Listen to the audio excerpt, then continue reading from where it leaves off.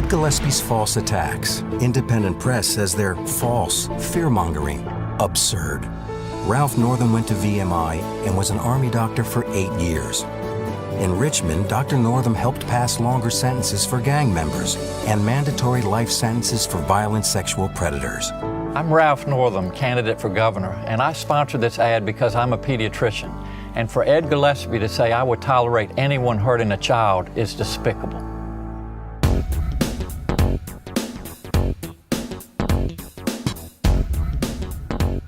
Delegate Tran. Yes, sir. How late in a pregnancy would your bill apply if a physician was simply willing to certify that the continuation of the pregnancy would impair the mental health of the woman? How late are we talking about? Well, so the way the suggestion that we've made in the bill is to say it's in the third trimester and at the with the certification of the physician. So how late in the third trimester would you be able to do that?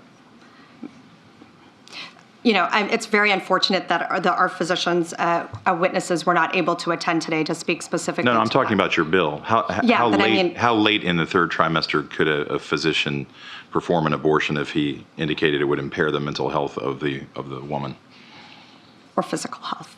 Okay. Okay. I'm talking about the mental health. So, through the third trimester. The third trimester goes all the way up to 40 weeks. Okay, but to the end of the third trimester. Yep, I don't think we have a limit in the bill. So,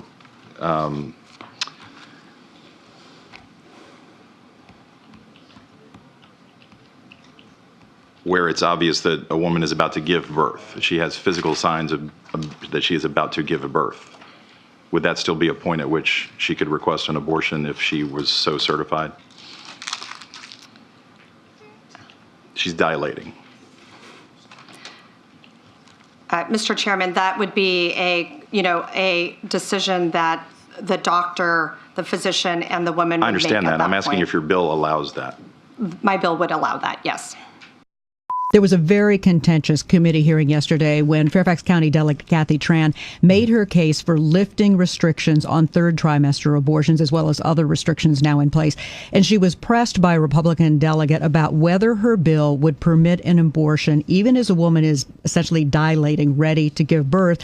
And she answered that it would permit an abortion at that stage of labor. Do you support her measure and explain her answer? Yeah, and I wasn't there, Julie, and I certainly can't speak for Delegate Tran, but I would tell you, first thing I would say, this is why decisions such as this should be made by providers, physicians, and the mothers and fathers that are involved. There are, when we talk about third trimester abortions, these are done with the consent of obviously the mother, with the consent of the physicians, more than one physician, by the way.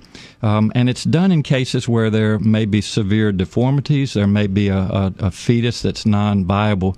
So in this particular example, if a mother is in labor, I can tell you exactly what would happen.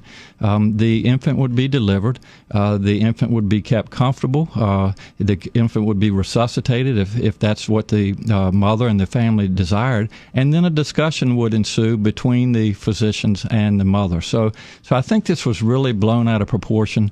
But again, we want the government not to be involved in these types of decisions. We want the decision to be made by the mothers and their providers. And this is why, Julie, that legislators, most of whom are men, by the way, shouldn't be telling a woman what she should and shouldn't be doing with her body.